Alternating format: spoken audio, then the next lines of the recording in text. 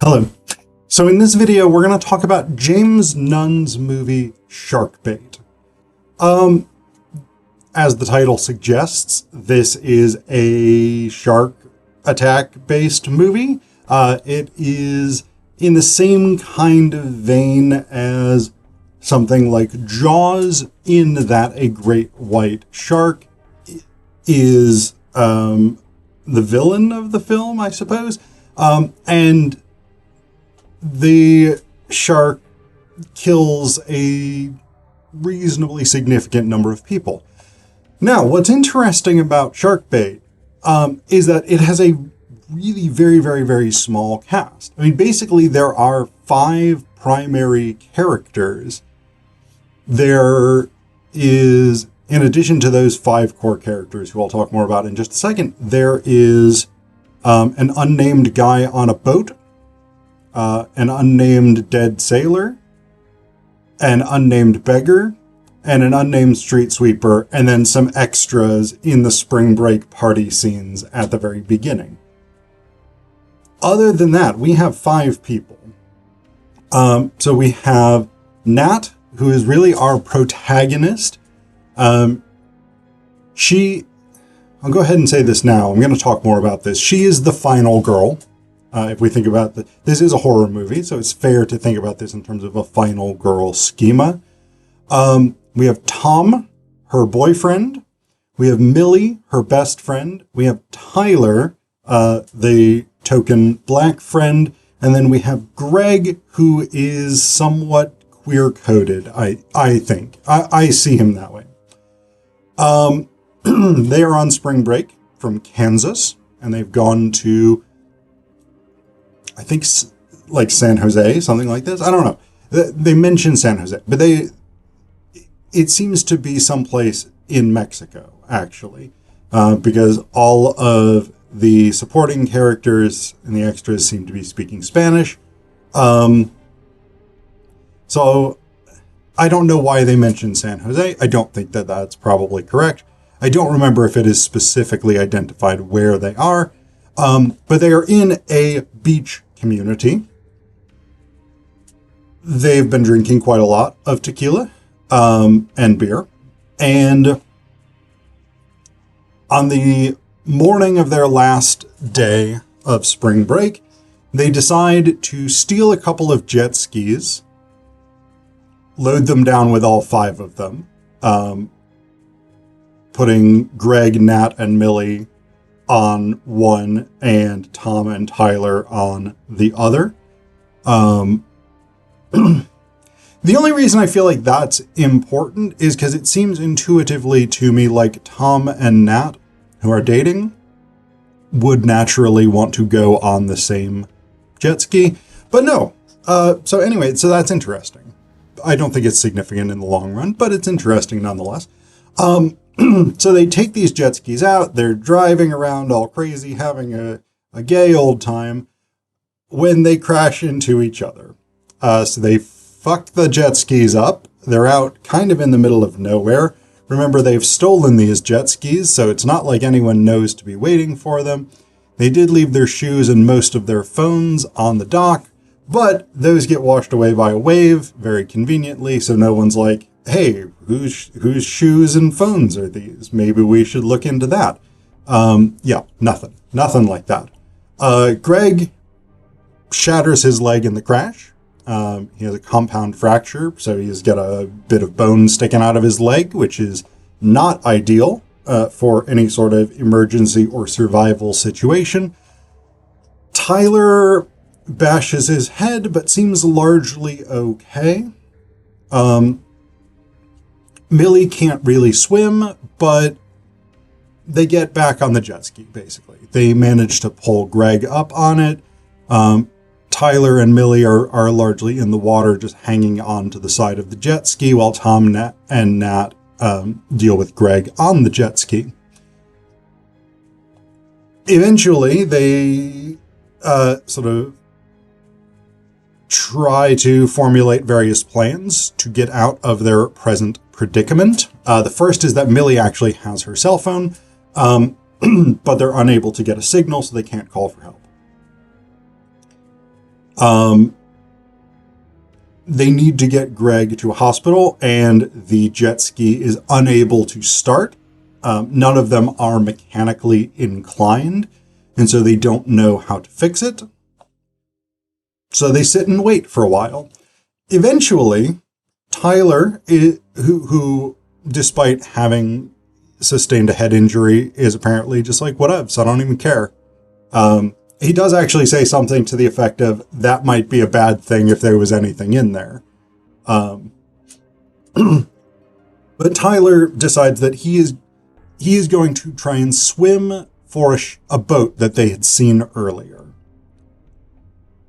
How exactly he knows which direction to swim is somewhat of an open question, because they seem to have drifted further away to the point where they can no longer see the shore. And so one big problem that you have in the open ocean, if you do not know how to navigate by things like the stars, the sun, movement of birds, etc., is that it is very difficult to figure out the right direction to go. But Tyler starts swimming. He's going along. He's actually doing quite a good job. But then the rest of the gang, from their perch atop the broken jet ski, sees a shark in the water, or shark fin, whatever it is. And they try to yell to Tyler, there's a shark. He does not hear them. He keeps swimming. Good enough. The shark then turns its attention to them, where it basically comes and essentially just kills Greg. Greg, remember, is the one who, with the compound fracture. He's bleeding into the water, all of the jet ski, etc. Sharks are drawn to blood. Greg is the obvious first target. Greg, as I said, I think is a queer-coded character. And so within the schema of a horror movie, traditionally, any LGBT characters die. Tyler makes a good swim for it. He actually finds the ship, the boat that he was attempting to locate out in the open ocean with literally no markers around to guide him. And he makes it to within, I don't know, 40 feet of it, something like that. He makes a jolly good try of it. And then the shark comes and kills him. Tyler is the one African-American character. And again, within the schema of horror movie ethics and who survives, African-American characters, black characters tend to die. While all that is going on, or actually I think slightly before Tyler even makes his attempt, we have to generate some drama, because if it's just, here's 5 people sitting on a broken jet ski waiting to be rescued, with one of them bleeding out, that's not all that interesting, right? Visually, that's not all that interesting for a movie. That's a high tension situation, but the tension kind of involves them just sitting there. So there's not much to watch. So Nat is attempting to get a signal on Millie's phone, because remember, Millie is down in the water, clinging to the side of the jet ski. Nat is up on the jet ski, and she discovers on her best friend's phone messages and pictures from where Millie and Tom had hooked up the night before. Oops. Yeah, so her best friend fucked her boyfriend, or her boyfriend fucked her best friend, if you prefer that formulation. They fucked each other. It was consensual. But Nat, predictably enough, does not take kindly to this turn of events, and so she is upset with both of them. Now, the reason that I mention that, and the reason that that's specifically important, is because one of the other things in a horror movie, so you don't want to be the LGBT character, you don't want to be the black character, you also don't want to be the sexually active character. And so Millie and Tom have sexually betrayed their girlfriend slash best friend, Nat. From that moment, we know, because this is a horror movie, that they're both going to die. Millie dies first. The shark is... This is, again, one of those things like in Jaws, where the actual behavior of great white sharks is massively misrepresented for the sake of creating a horror film. So this shark is basically just like ramming into the jet ski periodically, killing one of them, and then just peacing out for a little while before it comes back and does the same thing. Humans are not the natural prey of a great white shark. This is my understanding of things. I'm not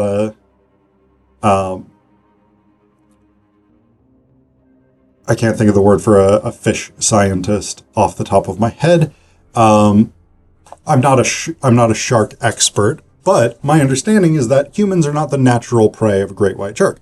Normally, a great white shark will not seek out a human being to attack and eat or eat in part.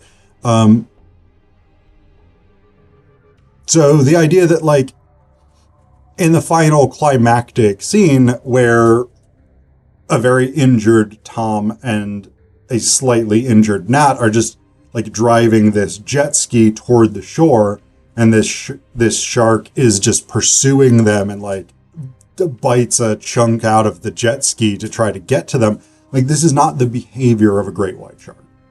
This is not the behavior of any shark, as I understand it.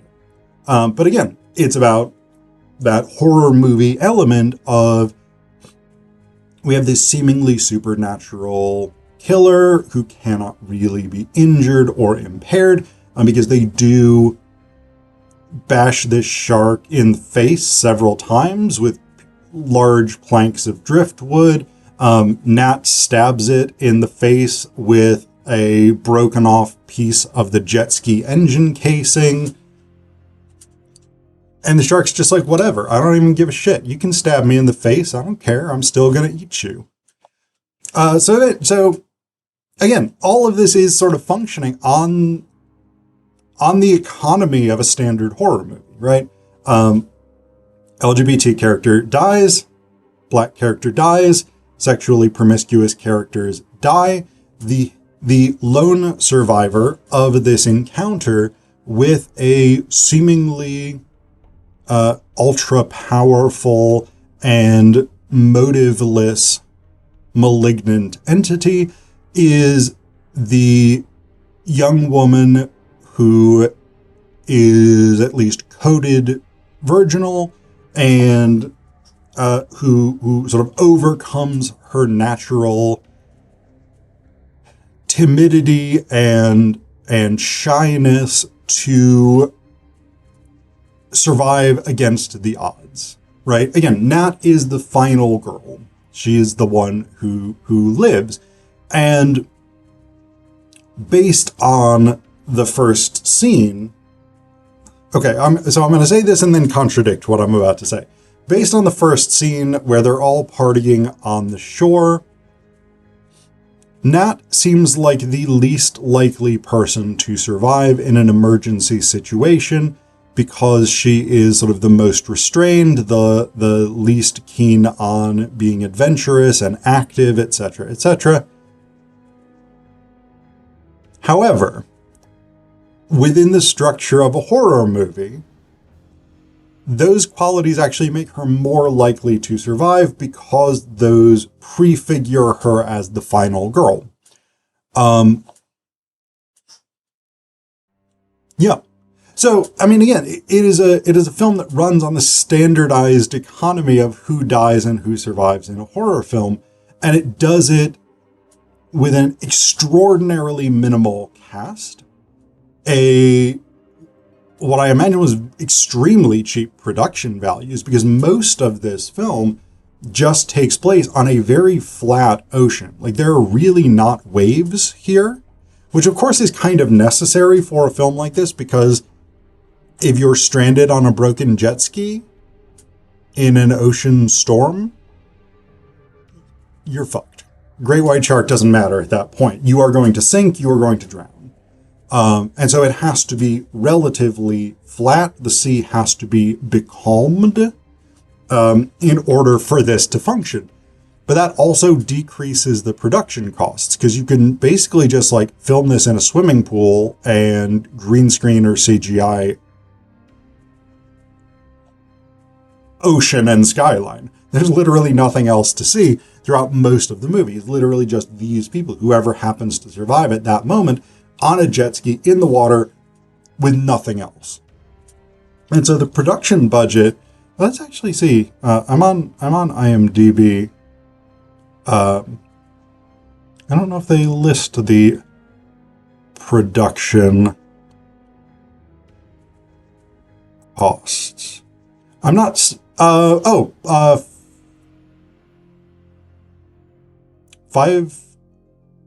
million. That seems like more than I would have expected. The box, so they estimate €5 million here on IMDb. I don't know how accurate or reliable that estimate is, and they estimate that it made $1.824 million worldwide. So if that budget is accurate, which I suspect it's not, they would have made about a fifth of what they spent. Yeah, I mean, it's not a great movie. It's not really that interesting or riveting. So I'm not shocked if it didn't make high returns. I don't imagine it cost that much to make. But I don't have any idea. So, yeah, again, sort of low budget, I think, horror movie. Very, very basic storyline, but yeah, runs on the economy of a horror movie.